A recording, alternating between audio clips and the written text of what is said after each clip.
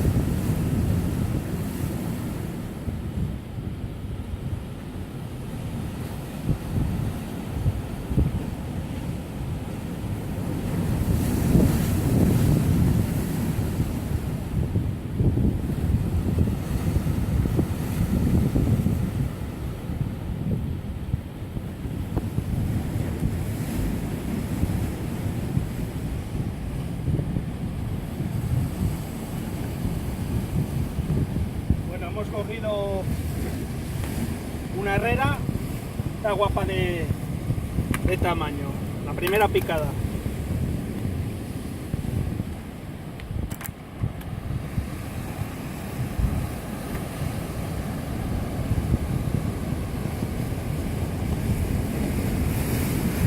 Primera picada y no está mal, está muy guapa.